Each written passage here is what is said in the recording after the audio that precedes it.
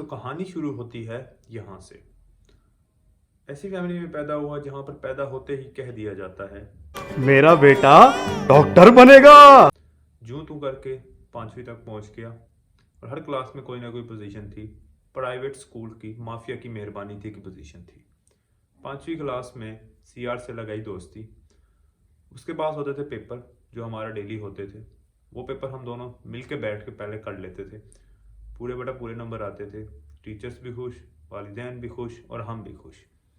आगे मुल्तान असल उस टाइम हमारे बोर्ड के पेपर होते थे, तो बोर्ड के पेपर हो गए स्टार्ट।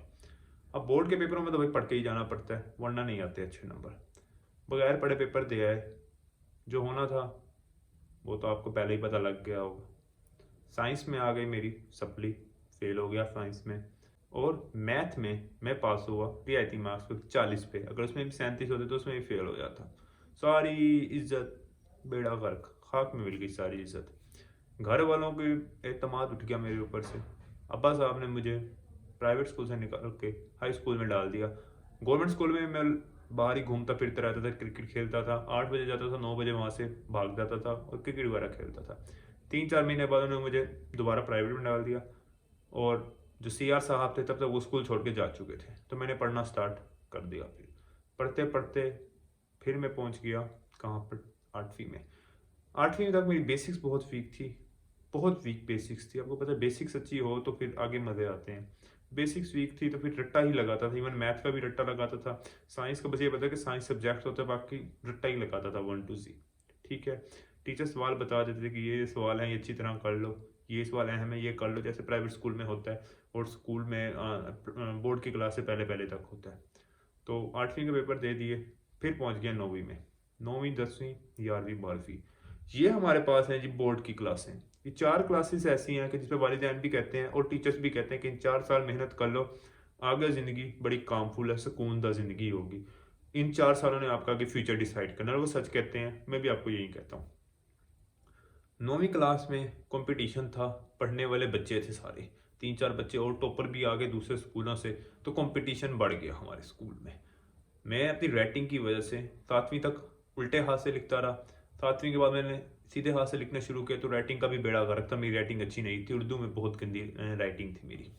तो आपको पता है कि इन क्लासेज में राइटिंग जिसकी अच्छी, तो उसके नंबर अच्छे आते हैं, बहुत बेनिफिट होता है।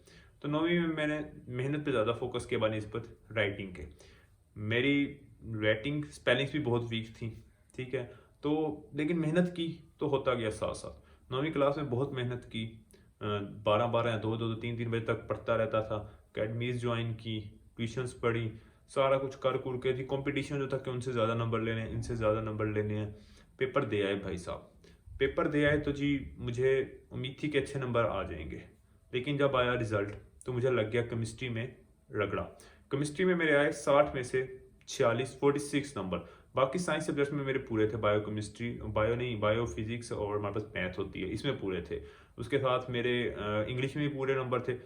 उर्दू में मुझे लग गया रगड़ा क्योंकि राइटिंग गंदी थी, 60 नंबर आए। तो 30 नंबर मेरे 29 यहीं पे गए, बाकी इस्तेमाल मुताले में 1-2 नंबर कट गए। तो मेरे नंबर है 472, 472 आउट ऑफ 505। तो नंबर कम नहीं थे, लेकिन दुख ये था कि मेरे जो दोस्त थे जिनसे मेरा मुकाबला था, उन सारों के 490 प्लस नंबर थे। तो यहाँ पे फिर ज्यादा दुख होता है। ये आपको तो ह्यूमन नेचर का तो पता ही होगा ना। ह्यूमन बिहेवियर के बारे में उस दिन हमने कुछ जाना। दोस्त फेल हो जाए तो दुख होता है, लेकिन दोस्त फर्स्ट आ जाए तो ज्यादा दुख होता है।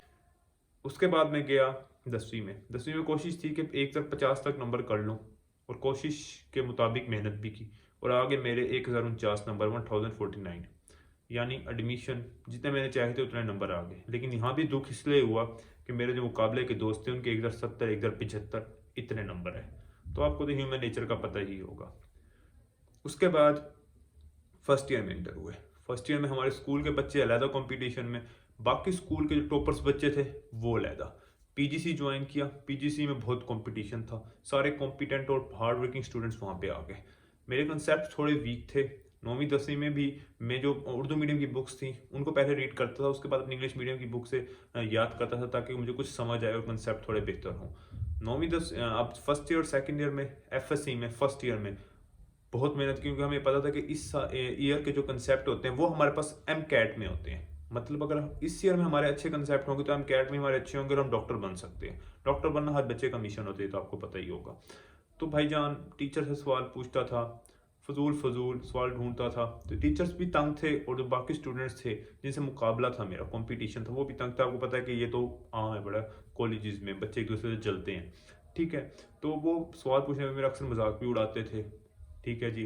अक्सर राइटिंग पे मजाक उड़ाते थे कि तेरा कैसे होगा एडमिशन, तेरे कंसेप्ट इतने वीक है, तो एडमिशन कैसे करेगा, तो 10 साल एमकैट इम्प्रूव करने पड़ेगा तब तो जाके तेरा एडमिशन होगा।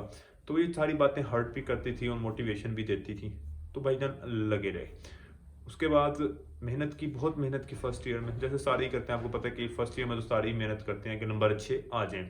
फर्स्ट ईयर के पेपर हुए, पेपर सारे अच्छे हो गए। साइंस सब्जेक्ट पे ज़्यादा फोकस था मेरा, क्योंकि मुझे पता था कि आर्ट्स में मेरे नंबर आने नहीं है, साइंस पे ही करता हूँ। जो मेरे साइंस अच्छी तरह करूँगा तो एमकैट भी अच्छा ही होगा, ठीक है। तो उसके बाद साइंस पे ज़्यादा फोकस था।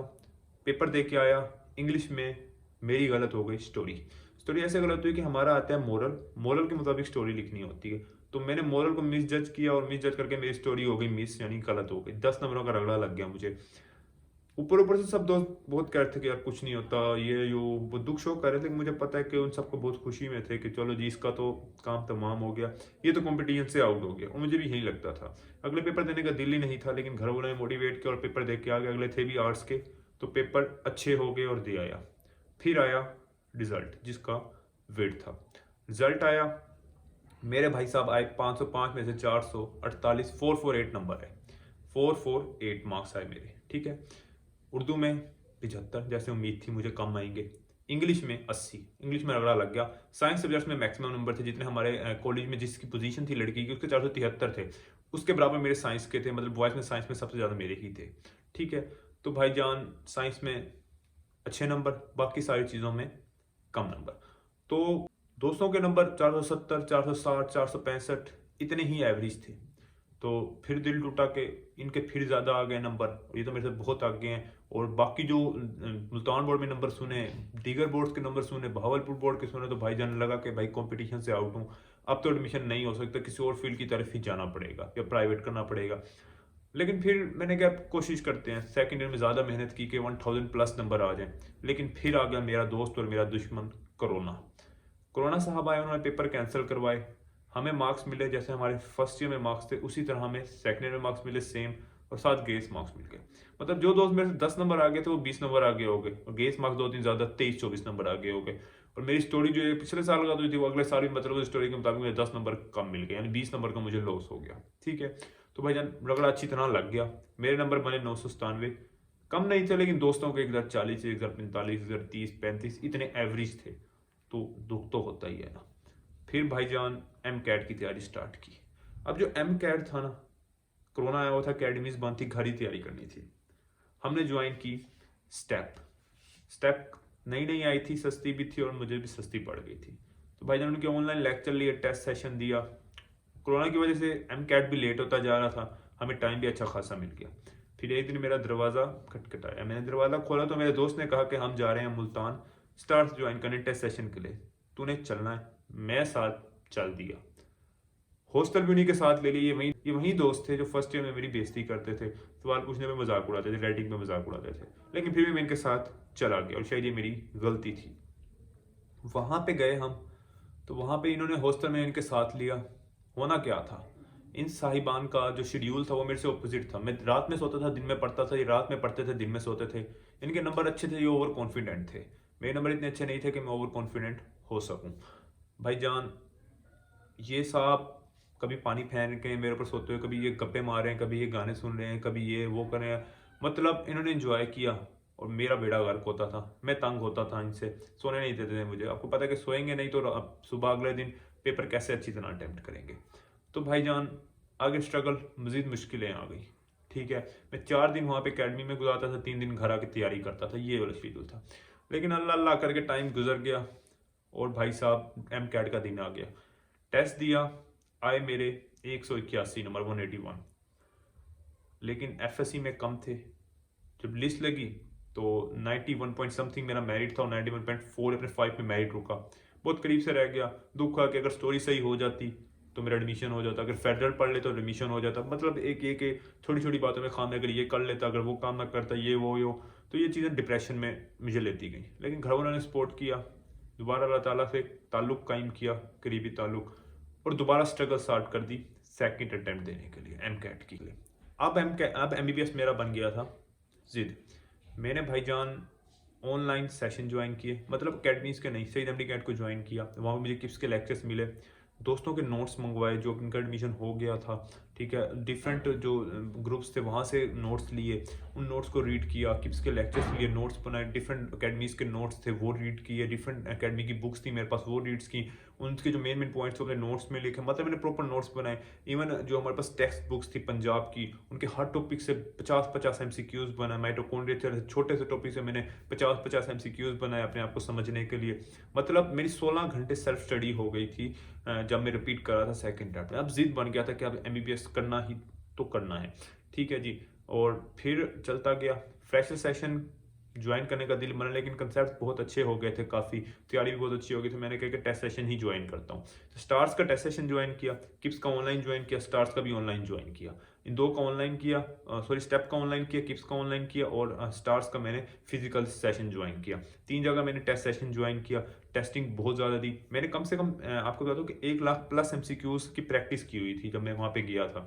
तो टेस्ट जो मैं देता तो मुझे अल्हम्दुलिल्लाह आते होते थे काफ़ी, ठीक है। तो टेस्ट सेशन से देता गया, इस बार मैंने हॉस्टल भी अलहदा लिया उनसे, ठीक है, अलहदा रहा मैं, ठीक है, साथ साथ तैयारी भी। और फिर अल्हम्दुलिल्लाह PMC आ गई। PMC आपको पता है कि अजाब थी, उन्होंने कैसे इस बार हमारी बड़ी रगड़े लगाए थे जब 30 दिन टेस्ट हुआ था, ठीक है। तो मैंने अप्लाई भी लेट किया तो मेरा टेस्ट भी जल्दी आ गया, मतलब मेरा टेस्ट आ गया था 12 को, और जो आखिरी वाले 30 तक टेस्ट चलना था, तो इतना जल्दी मेरा टेस्ट आ गया। और जो पहले टेस्ट देख के आ रहे थे वो भाई साहब कह रहे थे कि भाईजान टेस्ट जितने भी कर लो नंबर नहीं आते। 190 वाले बच्चे जो कहते थे 190 हैं, वो कहते थे हमारे 125 आ रहे हैं, जिनके 190 उनको एक्सपेक्टेड होते थे। तो भाईजान 12 को टेस्ट देने गया, डरता डरता, माँ बाप की दुआएं थी पीछे, बस टेस्ट दिया। वहाँ बैठे बैठे अपना गेस्ट लगाया तो मेरे थे 175 और 80, ये मेरे प्रिडिक्टेड मार्क्स थे। मैंने सोचा कि जो 190 195 कह रहे हैं उनके 125 आ रहे हैं, मैं तो कह भी इतने रहा हूँ, मेरे तो 100 ही आएंगे। मैंने कहा बस नहीं होता एडमिशन अब तो, लेकिन अल्लाह का करना ये हुआ कि रिजल्ट आया तो मेरे 170 मार्क्स, 30 मिनट बाद रिजल्ट आ जाता था। तो ये उनका बड़ा मेहरबानी थी, एक अच्छी चीज़ थी। तो मेरे आए 170, अल्लाह का शुक्र किया, दिल मुतमईन हो गया कि एडमिशन हो जाएगा। लेकिन फिर हुआ एक और तमाशा, उन भाई साहब से उनके जो क्वेश्चन थे वो एक हैकर साहब ने लीक कर दिए उनके क्वेश्चन सारे, और आगे फिर क्वेश्चंस भी रिपीट होने शुरू हो गए, ठीक है। 19 के बाद भाईजान 170 वाले बच्चों की लाइन लगी, मार्क्स 170 एवरेज आने लग गए। तो भाईजान बहुत डर लगा कि यार इतनी मेहनत के बाद उनका हमारी क्या गलती थी कि हम पहले आ गए, हमें नहीं मिले उन क्वेश्चंस का एज। 15-20 तो रिपीटेड क्वेश्चंस आ रहे थे, उसके बाद क्वेश्चन लीक हुए, उन क्वेश्चंस का अलहदा एज था। तो आखिरी वाले जो बच्चे थे ज़्यादा थे भी फ्रेशर्स, उनके FSC में भी ज़्यादा नंबर आने थे, तो फिर अलहदा परेशानी शुरू हो गई। आपको पता है कि थ्रू आउट द जर्नी 3-4 महीने आपको जलील ही करते हैं। इस परेशानी से अभी निकला ही था कि FSC का रिजल्ट आ गया फ्रेशर्स का, 1090 1100 आम मार्क्स थे। इसने एक अलहदा परेशानी में डाल दिया कि अब क्या होगा। बस अल्लाह ताला में बिलीव था कि जो भी होगा अल्लाह ताला बेहतर करेंगे, ठीक है जी। अब उनके 1100 आम थे, हमारे यहाँ पे तो चलो ये मेहरबानी को उन्होंने साइंस सब्जेक्ट लिए, जिसका थोड़ा बहुत एज हो गया हमें, वरना तो कोई हमें एज हो ही नहीं रहा था ना उनकी तरफ से। तो साइंस सब्जेक्ट में मेरे मार्क्स भी अच्छे थे तो मुझे इतना फ़र्क नहीं पड़ा, लेकिन उनके जहाँ हमारे ज़माने में 580 582 आते थे साइंस में, मेरे 582 थे, ठीक है। हमारा टॉपर था उसके, इवन जो मुल्तानपुर का टॉपर था हमारे ज़माने में उसके 586 थे साइंस सब्जेक्ट में, और इधर तो आम थे 586 588 590, क्योंकि 3 सब्जेक्ट इन्होंने दिए थे सिर्फ, और वो भी 70% सिलेबस से, तो इनके मार्क्स बहुत अच्छे थे, ठीक है। तो बस फिर क्या होना था, अल्लाह ताला से दुआ मांगी कि अल्लाह ताला बेहतर करेंगे।